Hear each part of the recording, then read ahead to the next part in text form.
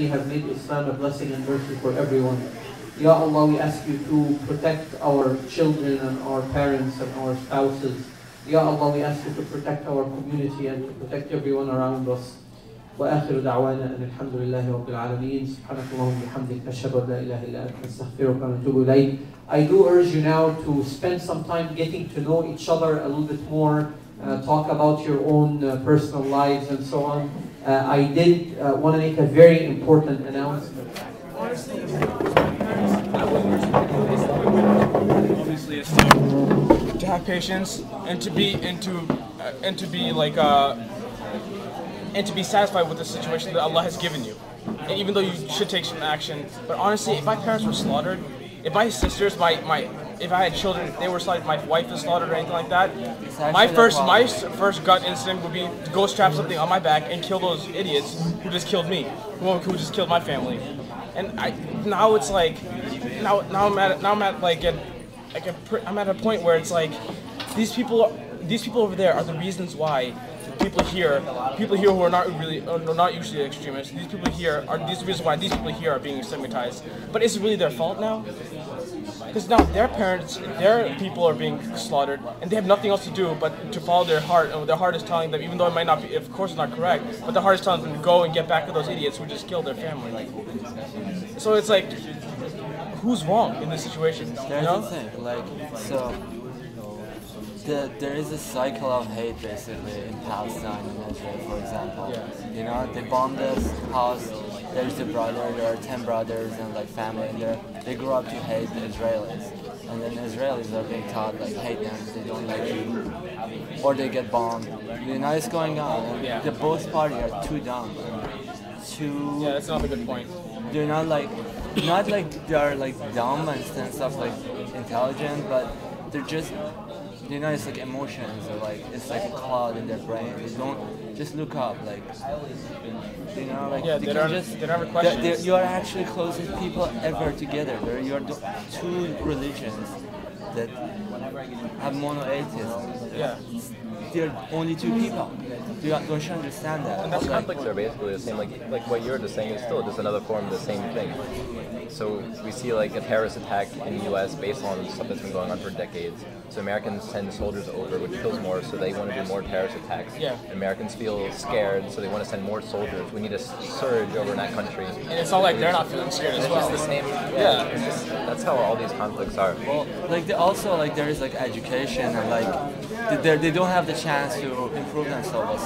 Right now in America, why do we have growth of terrorism in America? Because there used to be land of opportunities, but now economy is going down everywhere. People don't have any way to grow up, and they're not getting a job because they're stigmatized. So let's get a bomb, blow those up. Yeah. But talking about extremism not in the Muslim countries, but extremism is here. Is it a problem? What is the? No, because actually, I was actually pretty intrigued by the points you gave about Timothy McVeigh. Actually, what someone told me was that because Timothy McVeigh, when they searched his car, they found this book called The Turner Diaries, which is basically a book written by a racist, a person who was part of the white Aryan resistance, a pretty well-known white supremacist group. And he wrote under a pseudonym or whatever. But it was a pretty notable book that by which a lot of white racist groups followed. It was basically their creed. And so after that, when he said that, the reason why that the white racist movement began to sort of decline after the Timothy McVeigh bombing was because when they found out the type of people that Timothy McVeigh had killed, they were mainly women and children. There was a daycare inside the federal building that he had bombed. So after they realized that, people started looking at the news and they saw this white racist here this person is a white racist, you can tell by the book that he reads. But also he bombed children, he killed children and innocent women. So when they put the things together, they think that white racists killed women and children, and from that, the white racist movement started. What's the solution on Earth actually for overseas? We should overthrow all the governments and make one China countries over there. Then train everybody, integrate a system of countries that train and lift people up, like because like everybody has their own point of view and they're trying to explore their ideas. And in this competition, people get wrong ideas in their minds. Also, many of extremists, like they don't even think they're wrong or they're like radicals or anything. They don't even know there is any other way than that. Like there are people in like A lot of like people. Pakistan, they think like in Afghanistan, they think, well, that's the way. That is the only way. You know? They don't know that is not the way actually. Also, like, you know, like a lot of leaders truly believe what they're doing is right because they actually feel like they have to get back at those people who bombed them. And if you're a person there, obviously you think that's going to be the right thing to do. If someone just killed your, you know what, just killed your family Well, or that's whatever. the story. Actually, the 9/11 thing was to bring down America economy. It wasn't to just bring the buildings down and kill 10,000 people. It was a sign of I mean, it was just like it was like a statement point. It was like a statement, basically, of getting back at the Americans and by drowning their economy. But I feel like they got really drunk. So. Yeah, well, you're right. Like people shouldn't be like, but like, what did Prophet do? Like, Prophet. that's the thing. Some more time or? What Prophet did? He just like. 1 more minute. We're just going in circles already. What? Yeah, okay. Assalamu alaikum. Assalamu alaikum. 1 more minute, inshallah. So wrap up and have a couple of people to share with us the outcome of the discussion, inshallah. People more interested in overseas.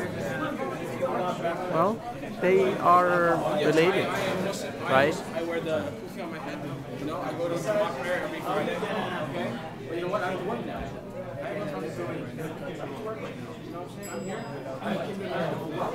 Not really knowing the whole story of why the verse came down. Why the verse.